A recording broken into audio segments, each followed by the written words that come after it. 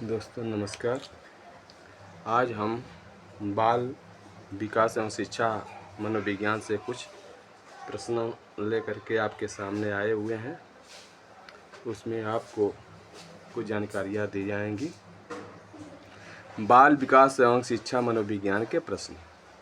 Number 1 है, खिलौनों की आयु कहा जाता है, जिसमें पहला ऑप्शन है नंबर 1 पूर्व बाल्यावस्था को, दूसरा ऑप्शन है उत्तर बाल्यावस्था को, तीसरा ऑप्शन है शैशवावस्था को, चौथा ऑप्शन है ये सभी को। तो चूंकि शैशवावस्था खिलौने की अवस्था होती है, लेकिन पूर्व अगर बाल्यावस्था का रहा है अर्थात बाल्यावस्था से पहले की अवस्था शैशवावस्था ही होती है, इसलिए ऑप्शन नंबर 1 आपका सही आंसर हो जाएगा। अब चलते हैं क्वेश्चन नंबर 2 पे। निम्नलिखित में से कौन सी पूर्व बाल्यावस्था की विशेषता नहीं है? यह नकारात्मक क्वेश्चन है और नहीं पूछ रहा है, तो नकारात्मक ऑप्शन भी हम ढूंढेंगे। नंबर 1 है दल समूह में रहने की अवस्था, नंबर 2 है अनुकरण करने की अवस्था, नंबर 3 है प्रश्न करने की अवस्था, नंबर 4 है खेलने की अवस्था। तो पूर्व बाल्यावस्था जो होती है वो शैशवावस्था को कहते हैं। तो शैशवावस्था में बालक खेलने का कार्य नहीं करता है, तो इसलिए यह ऑप्शन नंबर 4 आपका सही आंसर हो जाएगा। अब हम चलते हैं क्वेश्चन नंबर 3 पे। उत्तर बाल्यावस्था में बालक भौतिक वस्तुओं के किस आवश्यक तत्वों में परिवर्तन समझने लगता है? उत्तर बाल्यावस्था में बालक भौतिक वस्तुओं के किस आवश्यक तत्व में परिवर्तन क्या है उसको समझने लगता है। नंबर 1 है द्रव्यमान, नंबर 2 है द्रव्यमान और संख्या, नंबर 3 है संख्या, नंबर 4 है द्रव्यमान, संख्या और क्षेत्र, अर्थात तीनों को समझने लगता है, इसलिए ऑप्शन नंबर 4 आपका करेक्ट आंसर होगा। अब चलते हैं हम अगले प्रश्न पे। किसी उद्दीपन के निरंतर दिए जाने के व्यवहार में होने वाला अस्थायी परिवर्तन क्या कहलाता है, उसके बारे में जानकारी प्राप्त करते हैं। ऑप्शन नंबर 1 है अव्यस्तता, ऑप्शन नंबर 2 है अधिगम, ऑप्शन नंबर 3 है अस्थायी अधिगम, ऑप्शन नंबर 4 है अभिप्रेरणा। तो ऑप्शन नंबर आपका 1 करेक्ट आंसर होगा, अव्यस्तता सही हो जाएगा।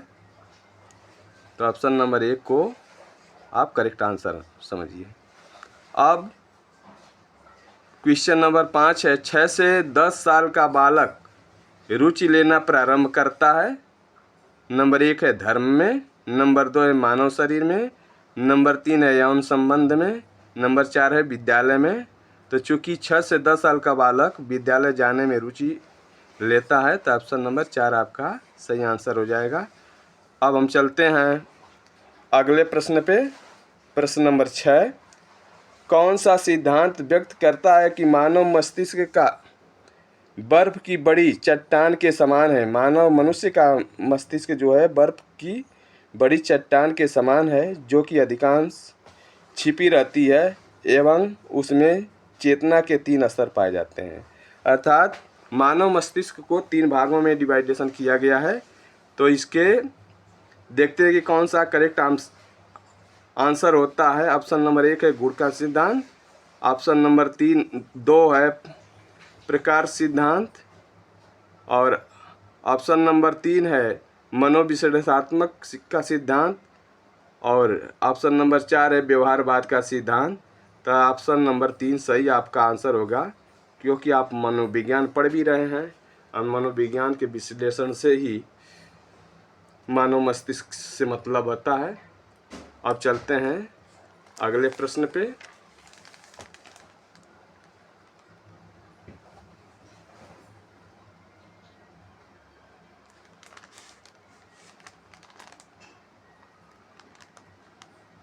समायोजन से तात्पर्य स्वयं का विभिन्न परिस्थितियों में अनुकूलन करना है, ताकि संतुष्ट किया जा सके तो क्वेश्चन नंबर यह आपका 7 है। ऑप्शन नंबर 1 है दूसरों को, ऑप्शन नंबर 2 है प्रेरकों को, ऑप्शन नंबर 3 है उद्देश्यों को, ऑप्शन नंबर 4 है आवश्यकताओं को। तो आवश्यकता से ही यहाँ पर मतलब है समायोजन से। तो करेक्ट आंसर आपका ऑप्शन नंबर 4 हो जाएगा।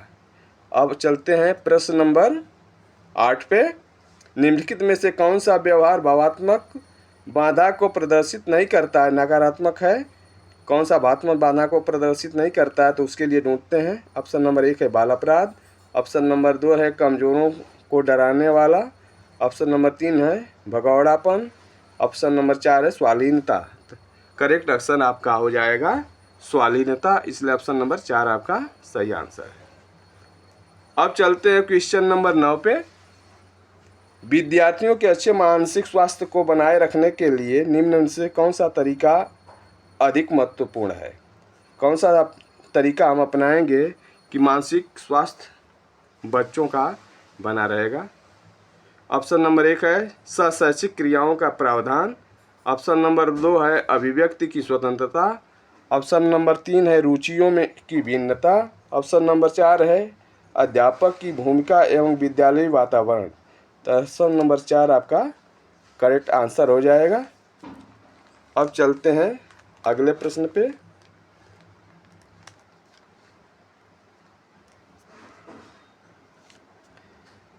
कमजोर वर्ग के बालक से तात्पर्य, यानी कमजोर वर्ग का बालक किसे कहते हैं, उसे क्या तात्पर्य है। ऐसे अभिभावकों के बालक से जिनकी वार्षिक आय कम है।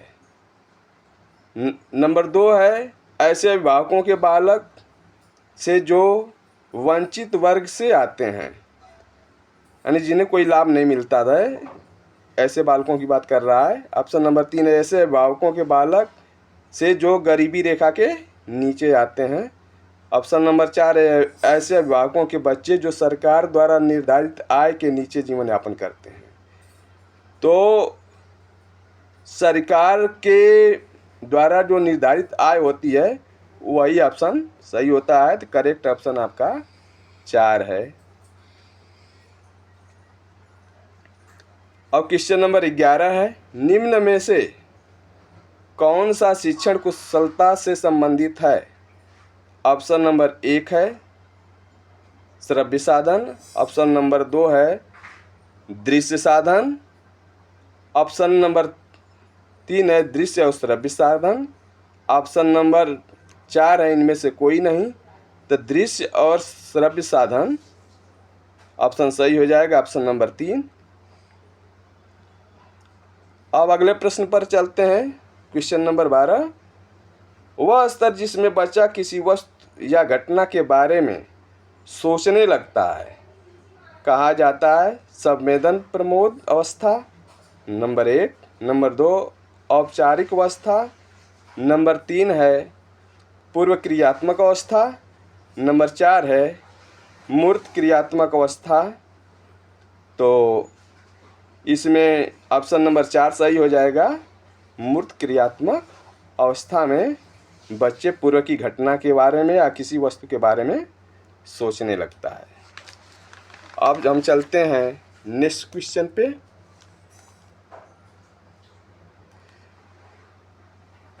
Question number 13। बच्चों के बौद्धिक विकास के 4 सुस्पष्ट स्तरों को पहचाना गया था, यानी किसके द्वारा यह पहचान किया गया था कि बच्चों के बौद्धिक विकास में 4 स्तर होते हैं। तो देखिए नंबर 1 है कोहल वर्ग के लिए, नंबर 2 है एरिक्सन के लिए, नंबर 3 है स्किनर के लिए, नंबर 4 है पियाजे के लिए। तो पियाजे जी के द्वारा यह सुस्पष्ट स्तरों को 4 भागों में पहचाना गया था। अब अगले प्रश्न पर चलते हैं। Question number 14। अल्पवयस्क बच्चों के अधिगम में अभिभावकों की भूमिका होनी चाहिए, यानी जो बच्चे बड़े नहीं हुए हैं अभी छोटे हैं उसमें उनके गार्जियन की अभिभावक की क्या भूमिका होनी चाहिए उसके बारे में पूछ रहा है। ऑप्शन नंबर 1 पर चलते हैं निषेधात्मक, ऑप्शन नंबर 2 है अग्रसक्रिय, ऑप्शन नंबर 3 है संवेदनात्मक, ऑप्शन नंबर 4 है उदासीन। तो इसके लिए जब बच्चा छोटा होता है तो उसके लिए आपको अग्र सक्रिय रहना चाहिए। ऑप्शन नंबर 2 आपका सही हो जाएगा, करेक्ट आंसर हो जाएगा, अग्र सक्रिय हो जाएगा। अब चलते हैं प्रश्न नंबर 3 पे, अरे प्रश्न नंबर 15 पे। आधुनिक मनोविज्ञान के जनक माने जाते हैं, आधुनिक मनोविज्ञान के जनक।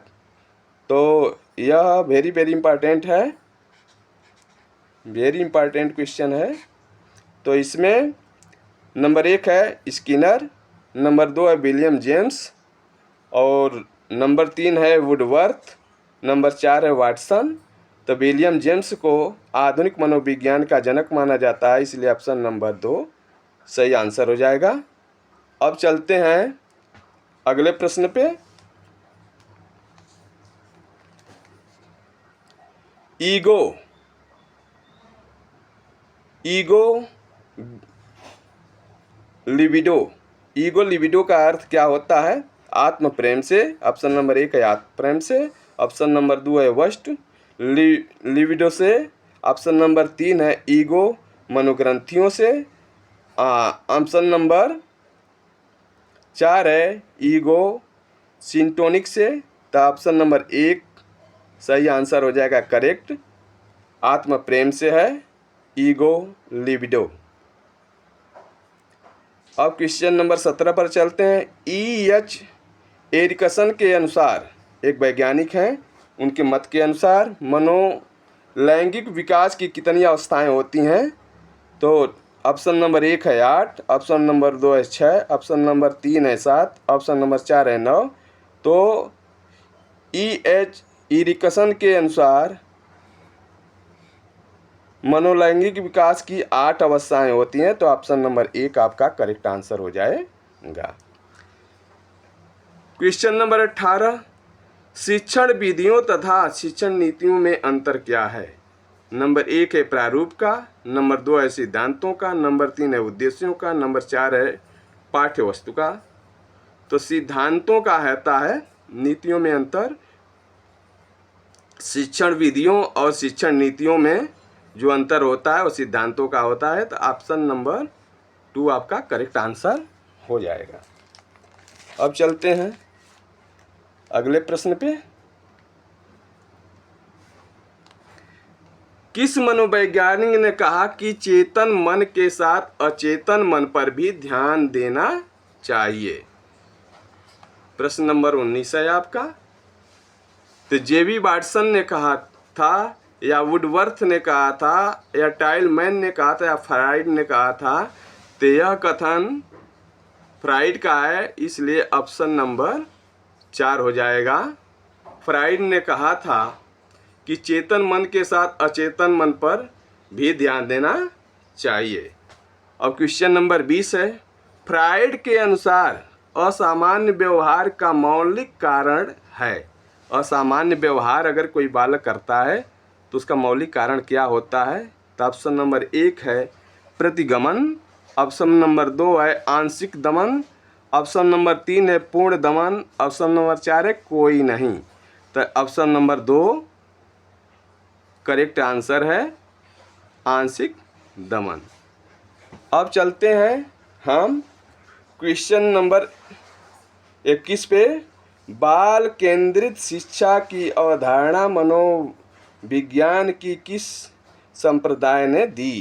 यानी बाल केंद्रित अवधारणा जो है उसकी किस वैज्ञानिक के द्वारा प्रतिपादन किया गया? तो गेस टोल्डवान के द्वारा, ऑप्शन नंबर 2 है संरचनावाद ने, यह है ऑप्शन नंबर 3 है मनोविश्लेषणात्मकवाद, ऑप्शन नंबर 4 है व्यवहारवाद। तो यह बाल केंद्रित शिक्षा अवधारणा मनोविज्ञान की किस संप्रदाय ने दी? तो ऑप्शन नंबर 3 आपका सही करेक्ट आंसर है, मनोविश्लेषणवाद के द्वारा ही बाल केंद्रित क्या अवधारणा सिद्ध होती है। अब चलते हैं हम प्रश्न नंबर 22 पे। प्रश्न नंबर 22 है आपके सामने।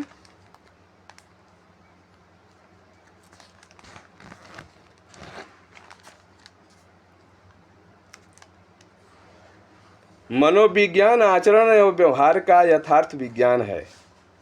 यथार्थ का विज्ञान है तो यह है कथन। नंबर 1 स्किनर का, नंबर 2 है वुडवर्थ का, नंबर 3 है मैकडूगल का और नंबर 4 है वाटसन का। तो मैकडूगल का यह है मनोविज्ञान आचरण एवं व्यवहार का यथार्थ विज्ञान है यह कथन मैकडूगल ने दिया था, इसलिए ऑप्शन नंबर 3 सही हो जाएगा। प्रश्न नंबर 23, शिक्षा के संकुचित अर्थ में शिक्षा प्रदान की जाती है। नंबर 1 है निश्चित स्थान पर, नंबर 2 है प्रत्येक समय या स्थान पर, नंबर 3 है जीवन पर्यंत, नंबर 4 है उपर्युक्त सभी। तो नंबर 1 है निश्चित स्थान पर शिक्षा देनी चाहिए, जैसे विद्यालय एक निश्चित स्थान होता है। अब चलते हैं प्रश्न नंबर 24 पे। मनोविज्ञान व्यवहार और अनुभव का विज्ञान है, यह कथन है। किसका कथन है यह पहचानेंगे। नंबर 1 है स्किनर का, नंबर 2 है वुडवर्थ का, नंबर 3 है मैकडूगल का और नंबर 4 है वाटसन का। तो यह कथन स्किनर का है, इसलिए ऑप्शन नंबर 1 सही हो जाएगा। अब आपके टॉप 24 क्वेश्चंस यहीं पर समाप्त होते हैं। अगर यह मेरी वीडियो आपको पसंद आए तो लाइक करें, सब्सक्राइब करें चैनल को और शेयर करें। जय हिंद, जय भारत।